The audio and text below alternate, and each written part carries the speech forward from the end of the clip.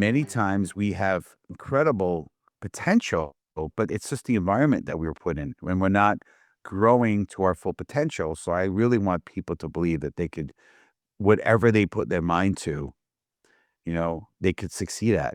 Welcome to the Economy Creators podcast and radio show on K-Fred Lifestyle Optimization Radio. I'm your host, Mary Farias. Economy Creators spotlights real stories of entrepreneurs and creators building their own personal economies around their unique interests, talents, and experiences. If you're an economy creator and would like to be on the show, I invite you to reach out and apply to be a guest. I love meeting and spotlighting economy creators. Today, my guest is Steve Spiro, known as the Master Connector. He is an inspirational keynote speaker, author, and recent TEDx speaker who helps organizations cut through digital noise and to create real human connection. I love that.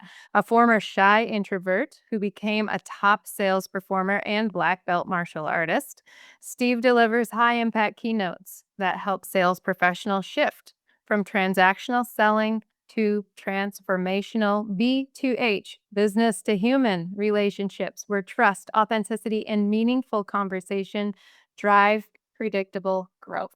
Welcome, Steve. Well, thank you, Mary. Wow, that was pretty amazing. I appreciate that. Yeah. And listen, everyone, what's going on, friends? Steve Spiro, the Master Connector, coming at you live and direct. So my signature intro for myself. I'm bringing the energy. I got to do that. Otherwise, I'm too low key. I love it. I love it. So, Steve, this is wonderful. So, this is Economy Creators, and we create economies around who we are as people, around our unique interests, talents, and experiences. And you are just that. So, what got you started? You've done a lot of things. What got you to the place you are right now? Because you've you've been places. So, let's talk about what got you here. Wow. Okay. Well, you said we were going to do 45, we might need an hour, an hour and a half, 2 hours. I don't know. No, it's been a journey. It's been crazy. So, born and raised in the Bronx, picked on, bullied, learning disabled, and dyslexic. So, not a lot of things going for me. The dyslexia, I think, was something actually it turns out to be a blessing because it gave me the ability, I believe, to be a creative problem solver. So there was some creativity in me. I kind of erred towards that. I wasn't very good scholastically. Stuttered, when reading out loud in class. But because of that and some of the all the bullying, I had a bit of a chip on my shoulder. So I was driven to succeed. Obviously, went on to get two black belts at one point. Fortunately, unfortunately, not when I was growing up. So it was sort of after the fact, but that's all right. But driven to succeed, and then, so wound up going into high school and college, both for advertising, both art schools. I commuted in for high school, commuted in for college. So no real connection. I literally locked myself in my room. It wasn't my family that locked me in. It was not an abusive thing. It was just me locking myself in because I didn't know how to really connect with people. It was very isolating. I had really good friends growing up, were like characters on TV. That was my friends. And so as I started to evolve in the market, well, so the advertising company did well. Eventually, we closed it down. Eventually, shifted over into the marketing world. And a friend had introduced me to an incredibly successful entrepreneur. I saw this very successful entrepreneur who challenged me. Basically, I saw a lifestyle that he had incredible success, real peace in his eyes. But he challenged me. Number one, he said, you need to get involved in self-development. So books, podcasts, conferences, and networking. Because he saw that I really wanted to succeed. And he's the one who challenged me. He said, Steve, I want you to meet three strangers every day. And that really flipped the script for me. Because listen, an introvert, New Yorker, talk to strangers. Like, I've been to the South a bunch of times. In the South, if you talk to strangers, like after 5 minutes, y'all should come over for dinner tonight. Like, not going to happen in New York. You feel like, death and dismemberment. It's not the same. And so, but I did it, and it really stretched me. I don't know if you've ever seen the movie Groundhog Day with Bill Murray, but like doing that over and that same day over and over again until you finally perfect the day. It's kind of what it was like, because it was like, in the beginning, it was horrible. If you watch my TED Talk, you'll hear one of the craziest stories in the world. But anyway, it evolved me. and I started to grow and started to shift and shifted over into the sales realm at one point, which was not what I was expecting at all. A sales guy and an art guy in sales, that made no sense either. But grew in that, became one of the top performers, like you said. And but yeah, over time I started to realize, and I think COVID was a big part of this, where, I realized I have a calling. I need to have a purpose. And I did some self-reflection, came up with a life mission statement.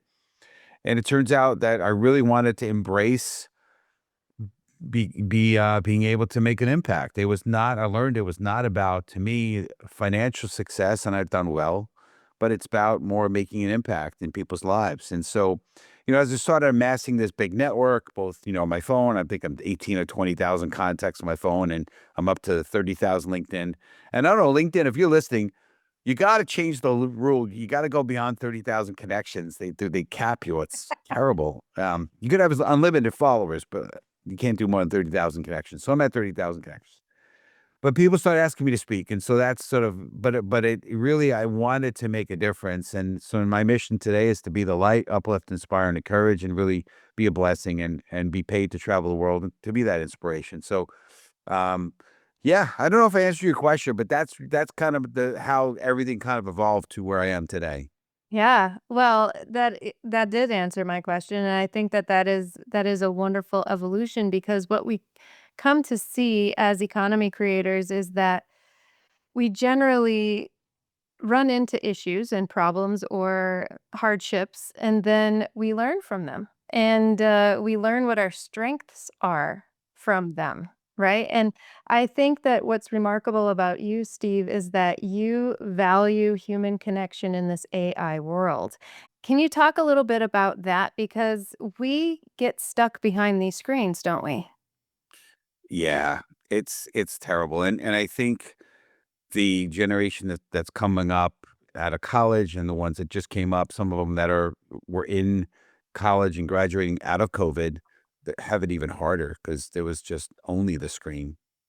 But yeah, one of the things, one of my keynotes is breaking barriers to create real human connection in this AI digital driven world. And yeah, like you said, it's connected. You could do one post and reach thousands of people. In some cases, if it goes viral, millions. But we're not connected. The screens create a barrier. So I speak on how to break those barriers for being authentic, being others focused, having grit, and building community and growing connections. And I really believe that's what we need to do. We need to take this beyond the screen. We need to go and be human. When I connect with somebody, so if you find me on LinkedIn, I'm warning you, don't try to connect with me. Well, I have to clear it out first. So you may have to follow me first or direct message me because you cap out, unfortunately. But if we do get connected, I'm gonna say let's jump on a call, because why be connected if you don't know much about the person other than what's written on their profile? I think it's ridiculous. I think it's silly. So it's all about human connection. I've had so many incredible relationships that went beyond the screen. I mean, I could name numerous ones, but I don't know. We don't have an hour and a half. We only have 40 minutes or so. But yeah, incredibly important.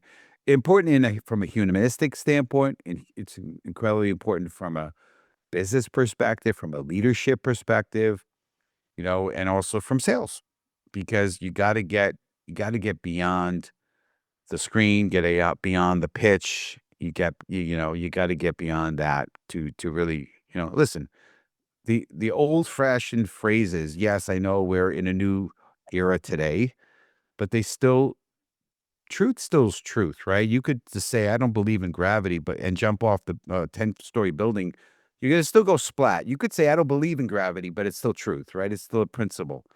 Well, the principle of people do business with people who they know, like, and trust. How they gonna It's like a lot of these pitching going on, whether it be through screens or just in general.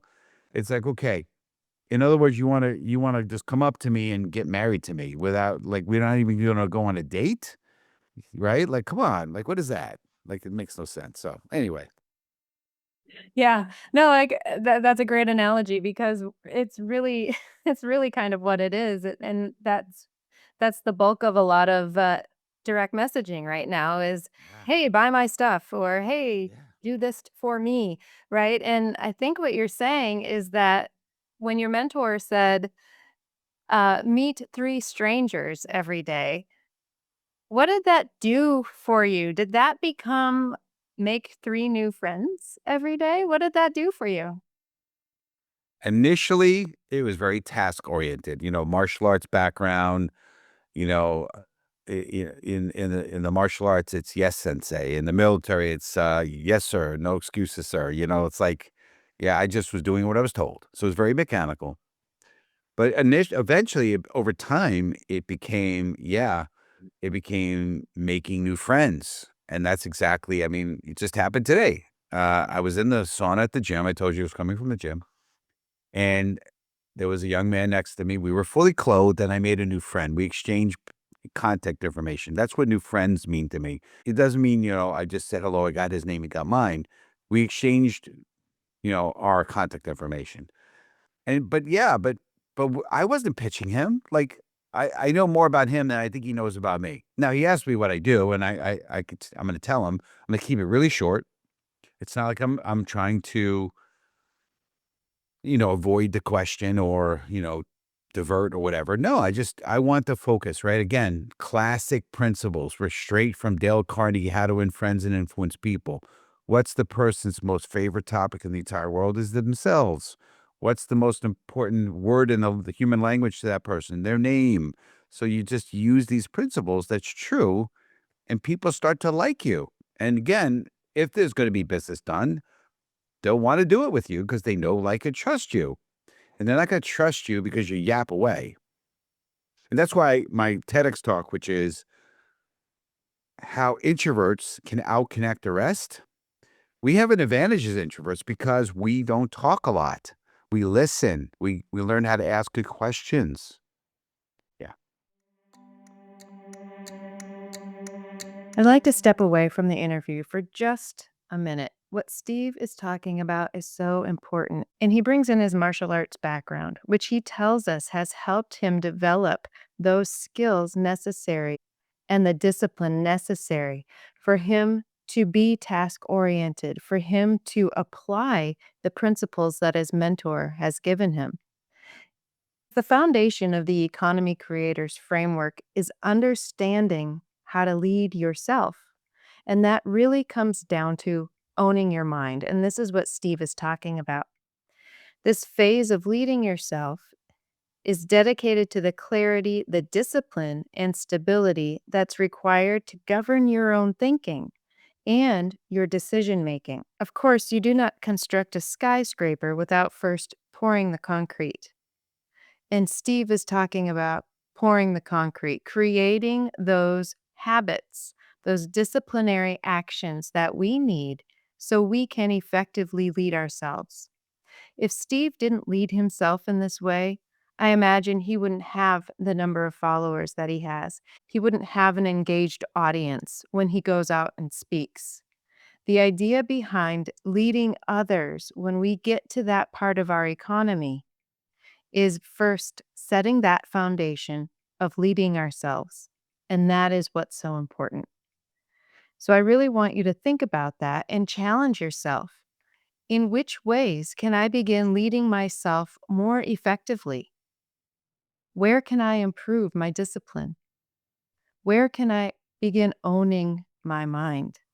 And of course, if you need help, I can help you with that. All right, let's get back to the interview. Yeah. Do you consider yourself an introvert still? Oh, yeah. Yeah. See, introversion, from what I understand, I'm not an expert, but this is the knowledge I've read on stuff. Introverts, it's an energy thing. So when I'm around people, like I was this past weekend, I was down in Philly. We did a world record, Guinness World Record attempt, and we broke the record. It was I pretty saw cool. that. That's Yeah, great. yeah, it was awesome. It was fun, but I was around a lot of people. I was exhausted. So when you're an introvert, when you're around people, you're exhausted. When you're an extrovert and you're around people, you're energized, you're fired up. Let's stay up till midnight. Let's break night and. So it wasn't like that Yeah. for me. So, how long did it take for you when you accepted this challenge from your mentor and said, "Okay, I'll do it. Darn it." When you said, "I'll make three friends." How long did it take you for it to become a habit and then for it to be just, why am I, who's next? What's next? Am I going for 4, 5, 6? What's the, how did that work? Well, there have been days where I've gone 4, 5, 6, and so forth, but it's not natural. It's not normal for that to happen, right? So, um, but habits, they say take 30 days to create a habit, and so I would say it was probably more like 90, but I had to, and I had accountability. So but again, I'm a very mechanical, very task-oriented person. On the disc profile, I tend to be a D, C, or CD, so I'm very task-oriented. So I live well in the task world. So I had an assignment, and that was my assignment. So I just integrated into my life and made it. I lived my life on purpose. But today I'm at a place, and it probably took. I would say it took a year or so of it to become really instinctual. And then eventually, nowadays, it's many years later. Nowadays, I feel weird or funny if I'm not making friends daily. Well, yeah, LinkedIn is limiting LinkedIn. you. Yeah. Well, I count that, but I don't count that, LinkedIn. Like, I'm still trying to, like, be out there making friends in person, which is even more intimidating. Yeah, like Wow. and by the way, I don't know if this will help anybody, but would you like the four-step formula, how to make a friend? Yes, I would love it. Okay. Very simple. So simple, you're gonna be like, "That's too easy." So, number 1, break the ice. Like the guy had at the gym, like I said, he was clothed. He had shorts on, he had sheet t-shirt shorts, and his shorts on the leg part of the shorts had something written. I said, "What's that? What's that mean?" Now he had a big headset on. I don't care. I don't care. Like, I've learned to not care. Like, my mentor said to me, what's really good about you is also really horrible about you." He said, "You don't care." So that's good, but that's not good, right? Um, but anyway, I asked, he's like, took it off, put it behind his ears, and started talking. Break the ice. What is that about? Yeah, but I might say, hey, that's a nice necklace or something. I don't know. Nice earrings or whatever. I mean, something that is interesting, that's not offensive, that you could break the ice about, right? Um, and then you could take that part of the conversation 3, 4, 5, 6 layers deep. And then the second part I like to ask is, where you from? And again, you could take that 3, 4 layers, to 10, you could however, "Oh, you moved to Florida. Why'd you move here?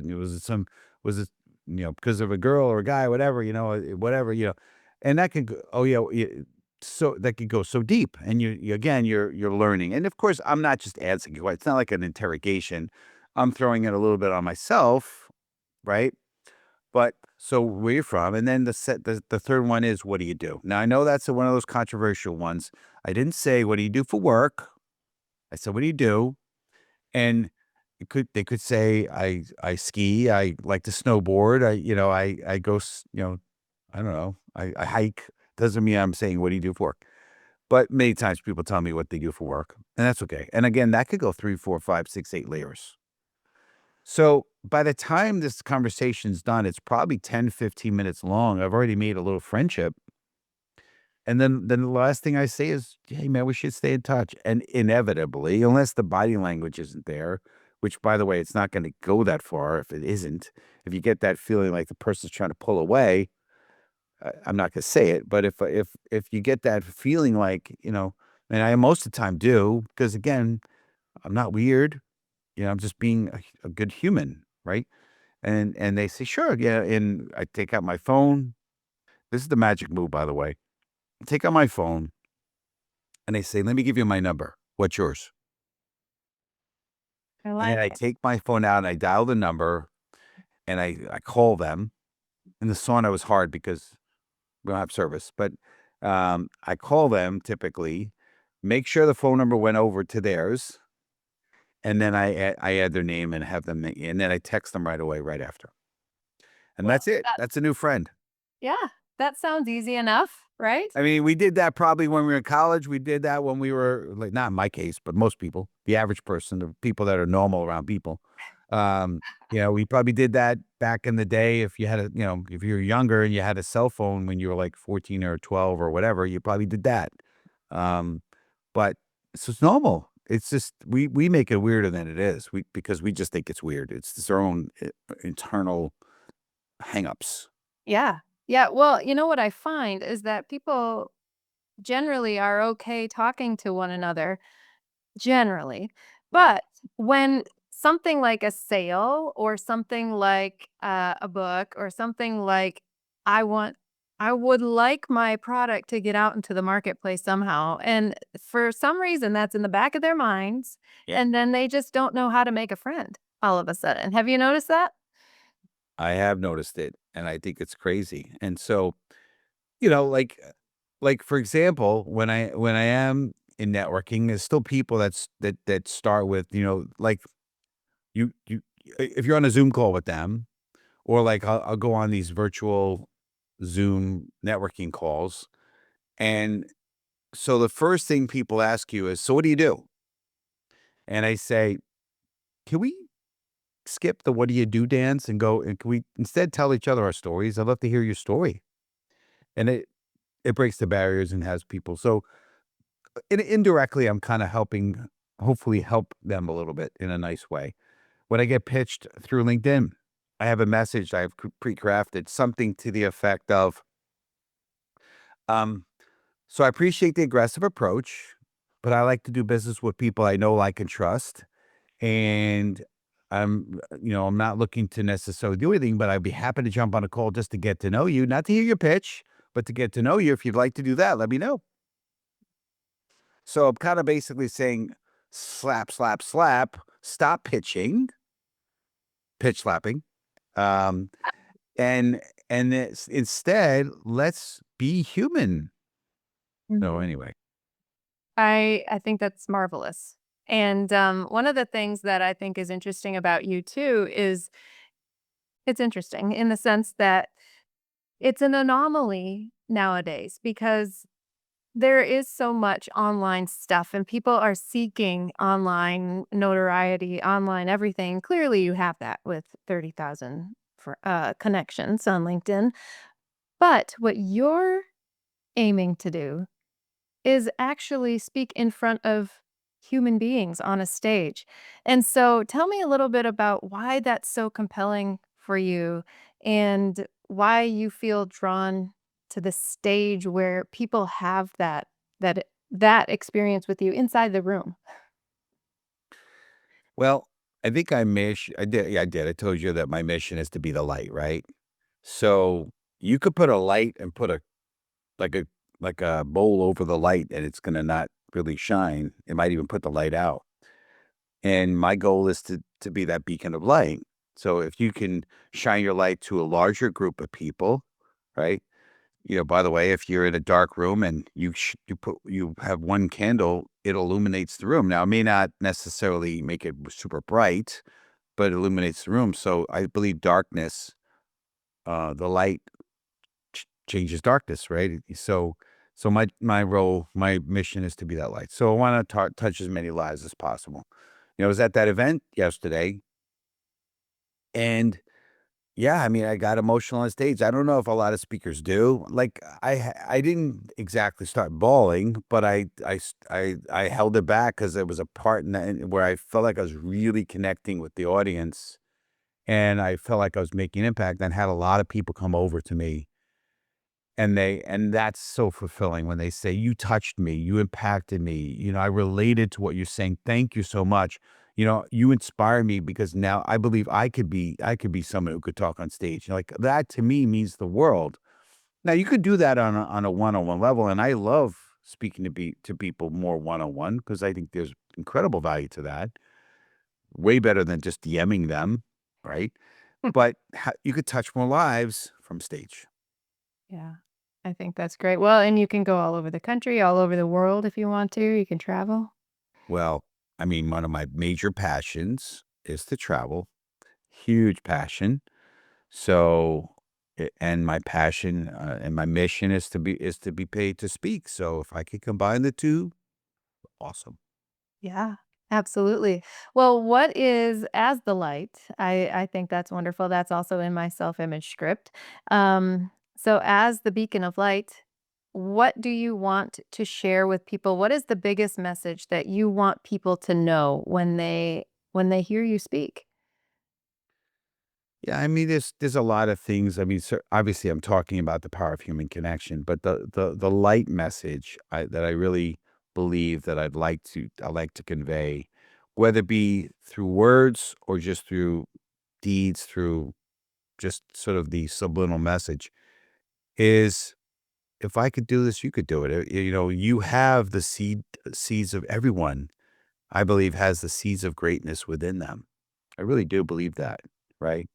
And sometimes, it's funny, I'll ask you this, Mary, if a plant is sitting inside a house or maybe outside that typically flowers but's not flowering, is it the plant's fault? No, not at all. The environment, right? The soil or the environment that right? And many times we have incredible potential, but it's just the environment that we were put in when we're not growing to our full potential. So I really want people to believe that they could whatever they put their mind to, they could succeed at. And I believe, I mentioned the four things I speak about, which is the four pillars of my show. You have a show, the Master Connector Show, and we talked about that every Wednesday, 1 o'clock Eastern. You know, shameless plug. Um, but it's on LinkedIn Live as well as YouTube, and then it's also on all the platforms once it's done being live. But it's, the 4 pillars for that, 4 pillars on my book that I wrote about, and the 4 pillars I typically like to speak on, which is being authentic, being others focused, having grit, and building community and growing connections. And that grit message, that grit piece is so important because I learned it was shaped in my martial arts experience, which is if you do the work, stay steady, follow a coach or mentor, and you don't quit, you will succeed. Too many people go down a path and it gets hard and they quit. And I passed everybody but one person when I was in the martial arts because I just followed that path and never quit. Stayed steady, did the work. I didn't miss a class. I was a psycho. Even when I was sick, I came to class anyway. I know in today's health realm, that's probably not so good, but that's what I did back then. You know, I was like, okay, I'll come to class and just watch. And then I'm like, okay, I was here. I'm like, okay, maybe I'll just put my uniform. I'll just put the uniform on and maybe I'll just do the beginning workout. And by the time I was done, I did the whole class. I felt great, you know? But that was me. I just continued to stay steady and didn't quit.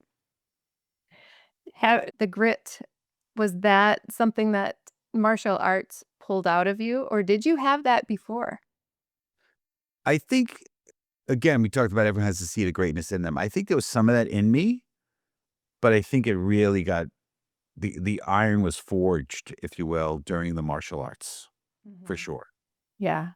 Yeah, well, and I was a gymnast for many years, and that grit factor takes people to the top or it weeds them out really quickly, doesn't it?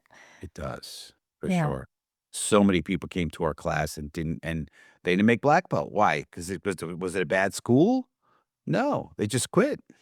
Mhm. Yep. So that leads me to you mentioned personal development, which is Yeah. near and dear to my heart. I'm a Proctor Gallagher consultant, so I love Bob Proctor and Napoleon Hill and all those guys. So Yeah. what books or what podcasts, what do you listen to? What do you read to keep you moving and growing in that direction? Yeah. So, because of my dyslexia, I do Audible, and, I'm not a big podcast listener myself.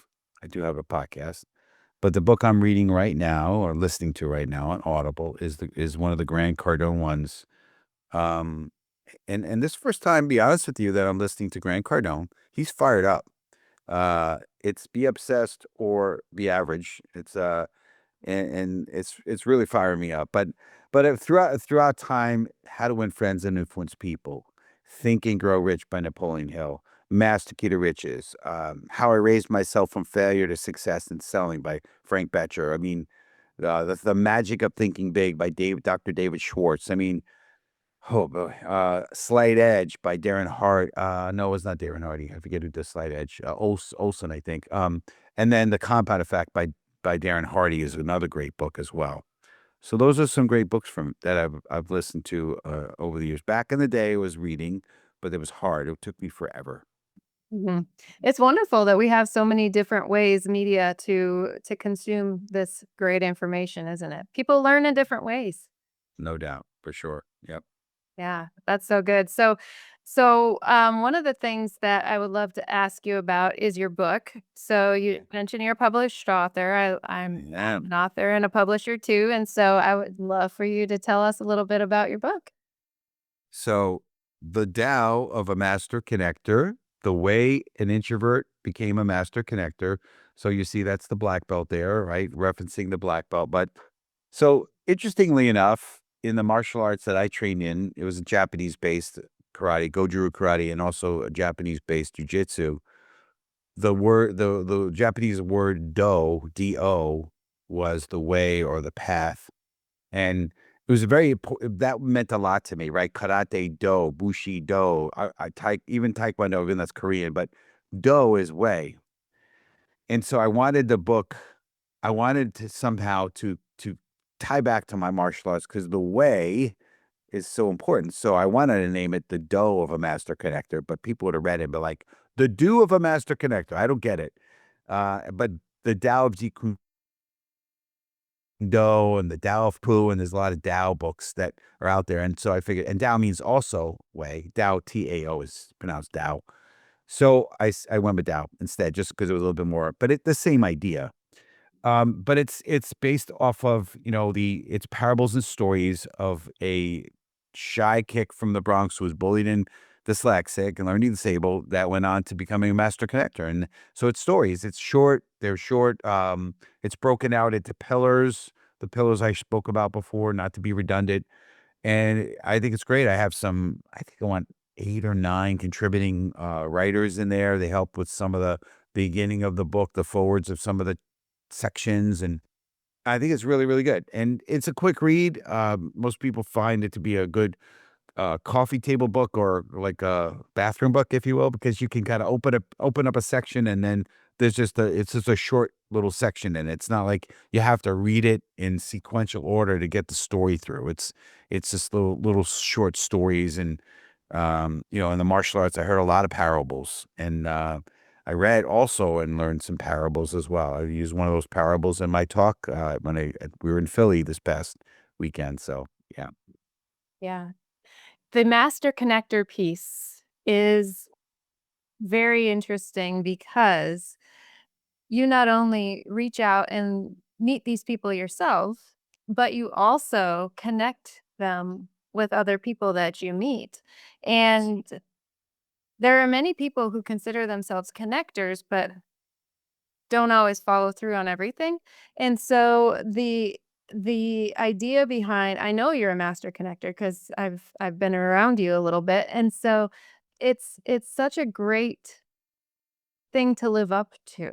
How about that, right? Because when we give ourselves a name, or a title, and we put ourselves on that stage, as you were, it's about living the life rather than telling everybody what you do, right? Mhm. No, 100%. And I wanna go that direction, but I just wanna give a little bit of context to the name Master Connector. Sure. So, number 1, I'm a big networker, but I find networking can be very transactional, and so I didn't wanna be called the master networker because I think networking is kinda considered like prostitution and solicitation. It's kind of a negative rap, especially younger folks look at it that way. So connector, way better, right? Um, there's also a bit of a pun from the martial arts, especially with the black belt on the cover, master connector, right? Um, and if you're listening to this, not watching, I just hit myself in the face, if you know what I mean. So there's that part of it. There's also master connector, as in like connecting other people, like you said, and that is absolutely true. And you're right. When you say something, you have to live up to it. And People often say, "So tell me about your company, the Master Connector." I'm like, "What company? There's no company. It's a persona. It's who I am. It's what I am. It's, and it's how that kind of came about also, because when you do a lot of networking, which I do, people, when they ask you what you do, they want to put you in a cute little box. He's an attorney, she's a CPA, he's a plumber, and I don't fit in a cute little box. So when people ask me what I do, and I tell them, they get stressed out, excuse the expression, but it's like they're on the bowl with constipation. It's like, "I don't get it." I'm like, "Oh, rest, it's okay, just call me the master connector," and that name stuck. So that was really it. It was I didn't really overthink it, if you will, but I, figured, "Okay, somebody needs something. They need to put you in some kinda box, so call me that, whatever." But yes, I have to live up to it, and I do, as best as I can, you know? One other thing, when I was growing up, as I locked myself in my room, I had fantasies of being like this superhero. And, I didn't know about the X-Men, but if I did, I probably will. Okay. And when I hit puberty, my superpowers will kick in. Right. And, but I always felt like I was destined for some kind of greatness. There was part of me thought I was going to be a superhero. I was doing push-ups and sit-ups before that started training the martial arts. I was doing all sorts of stuff, shadow boxing. So now, when I rip my shirt open, it's got the master connector right there. That's the superhero emblem there, But anyway, half being silly, half being truthful. I like it. I like it. I like superhero analogies for sure, definitely. Absolutely. So, when you, create this economy around yourself, because you literally are, it's not that it's you like you said, "What company? What are you talking about?" Right? It's literally you're building this economy around yourself. So you are a master connector, you are a martial artist, you write a book, you speak on stages. There are so many things that come around you. What I have found is that for a long time, I built an economy around something, like gymnastics was the thing that I built it around Sure. until I burned out completely by owning a gym and spending every single minute of every single day there. I realized that I had to build my economy around me. And Mhm. so part of what I do is I have horses and I love riding them and I hang out with them every single morning and that recharges me. So what is something for you? You're an introvert. So what is something for you that recharges you and is part of your economy that may not bring in money necessarily, but it really recharges you and helps you stay focused on life? Yeah, I think touching lives. I mean, I know that might sound unbelievable maybe to some, but when I make a difference, when I connect with people, I feel better. I feel fulfilled. When on over the holiday weekend last weekend, I really did nothing. And although the body tells me that, my mom reminds me it's good to unwind and relax and unplug every now and then. Yeah, but my soul was hurting. You know, I want to say two things. Number one, the natural, and you're an athlete, right? Gymnast for many years, right? So you understand this, right? The natural instinct for me would be to sit in front of the TV, binge watch. I have it sitting in my refrigerator. It's been there for 2 weeks. I haven't touched it, but I would like to have a pint of butter pecan, Häagen-Dazs ice cream every night and sit in front of a TV, and that would be really good, if you will, but I would feel horrible afterwards. But when I go to the gym, or when I get out and meet people and do things that are uncomfortable for me, because the other stuff seems comfortable. It's the natural state. When I do what's uncomfortable, I have to push myself, but I feel really good afterwards. It's good for the body, it's good for the soul. So that's what that's kind of what helps me, is when I'm really doing something that really helps my soul. And I know you mentioned economy, so I'll just say this. One of the things I've learned, especially from one of my mentors, the gentleman that really has been the biggest, mentor in my life. He taught me the law, and it's again universal law. It's not something that he created or anything, but it's the law of sowing and reaping, right? You sow, and eventually you reap, right? There's seed time, harvest time, progression time. Well, sorry, seed time, progression time, harvest time.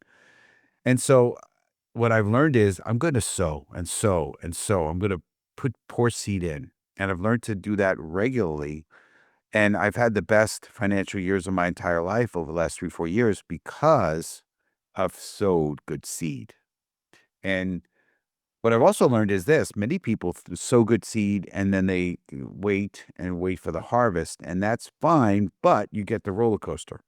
So what I've learned is sow seed constantly, every single day, every single month, whatever, so that you're always reaping. If you reap your harvest 6 months later, but you've been sowing every month, 6 months from that, you're constantly getting a harvest because it's not like it's weather related seasons. I think in Asia they do rice paddies. It's not based off of season, if I'm not mistaken.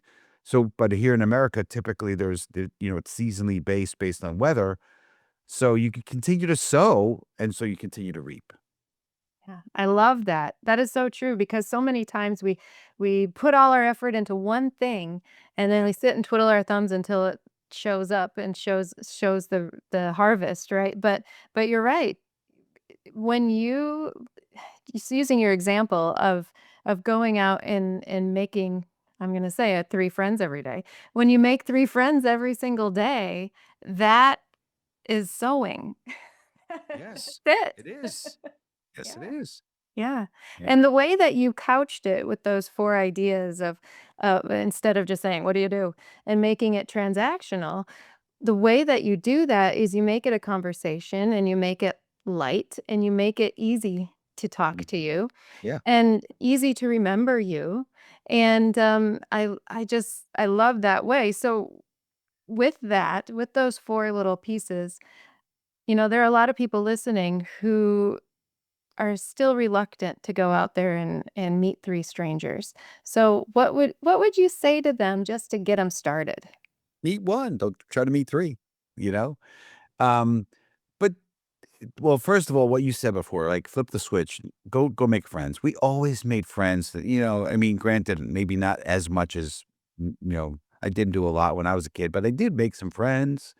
And it wasn't like something you went, "Oh, I'm gonna go out to the playground. I'm going to make some friends now." Like, it happens, right? So just let it happen. Be friendly. Say hello. Just listen, if you want, start with just saying hello. Just make a goal for yourself. If you're task oriented like I am, make a goal just to say hello to, I don't know, just say hello, 5 people to every day, something like that. And then once you feel comfortable with that, maybe take it to the next step and ask them an engaging question. "You from around here?" Or, "Hey, I like your sneakers," or whatever. Where'd you get those shoes?" Whatever, something, an engaging question. And just keep going from there, and you'll be surprised. Sometimes it's like, here's what I did. This was easy. Sorry, in the beginning, I just did what's easy because it was hard, right? Especially for me. So when you go to the diner, I did this to count for my one of my 3. I got the name of the waiter or waitress. I got the card of the diner, and so I didn't have the person's number, but I had the company, the work number, and I had the name. I made a friend. A little cheating, right? Or when you go to, I don't know, somebody does some service for you, you get their card, right? Or whatever. So, like, you could, but again, it was just a progression for me. Just a Mhm. progression. Yeah, and I think what you said, and you've said this before, is that you're kind of comfortable being uncomfortable now, and so Yeah. you have to push yourself to grow. Right. Yeah. Mm, It's so I learned a lot of that in martial arts. I know you knew that, learned that in gymnastics, right? You have to. It's how you build muscle. You don't build muscle from just cool chilling out, relaxing. You gotta break down muscle tissue by making it hard for you, right? Doing what's hard, and then you build muscle. So that's what we're doing here. We're just building muscle, and you know, and you'll be grateful and happy you did. And listen, everything that we do that's new for us is a little bit uncomfortable. When we drove a car for the very first time, we rode a bike for the very first time. Well, that was uncomfortable. So just Yeah, I've learned to get comfortable with being uncomfortable. That's all. Yeah, that's so good. I love it. Well, and people would rather sit on the couch eating Haagen-Dazs, I'm just saying. Some people. Yeah. This guy still does like to, but I choose to minimize that dramatically. Yep, yep. Well, good for you. So where can people get a hold of you, master Yeah, the communicator? easiest if there were yeah, I appreciate that. I mean, LinkedIn, obviously, for sure. You know, if you could type in Steve Spiro and you type in Master Connector, I think I'm the one that comes up first. But, you know, if anyone's interested in having me come speak to their team, you can go to master-connector.com. That's probably easier to remember. Master-connector.com. If they wanna just learn about me as a person, you know, you can go to stevespiro.com. And if they wanna find out about our show, which is, like I said, Wednesdays at 1, go to masterconnector.show. But in general, yeah, easiest one to get all links, if you just wanna type in my name, stevespiro.com. It'll take you there to about everything. Perfect. So as we wind up today, is there something that you really wanna leave the audience with? Some little nugget of Steve truth? Steve Truth, yeah. I think we kinda touched on it before, which is I just want people to know that if this guy who is flawed. I still am flawed. I'm not perfect. I put my pants on one leg at a time like everybody. I want you to know that if I could do it, you could do it too. And you know, I think that if we just make a decision as people to take our eyes off of ourselves and put it onto other people, when you have challenges and problems and you're focusing on that, it just magnifies. But if you take your challenges and put them off the side for a moment and focus on helping somebody else, your challenges become you almost don't think about them anymore. So let's do that. Let's go out and be others focused. Let's go out, look to bless other people. Let's look to be the light.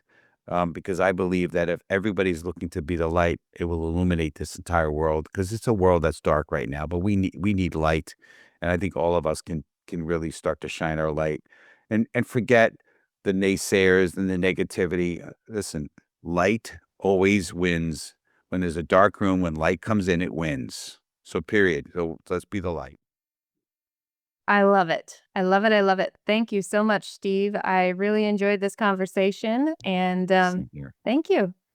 I appreciate it, Mary. Thank you so much for the honor and blessed to be able to have access to your community and to be able to at least share and hopefully bless some people. Some if my feeling is if I touch one life, made impact to one life, it's all worth it. Thank you again. Beautiful. Beautiful. Thank you so much. And thank you for listening. Are you an economy creator? Join me for my free Economy Creators Workshop the first week of every month. And if you're interested in being on the Economy Creators podcast and radio show here on KFred Lifestyle Optimization Radio, please reach out and apply. I can't wait to meet you.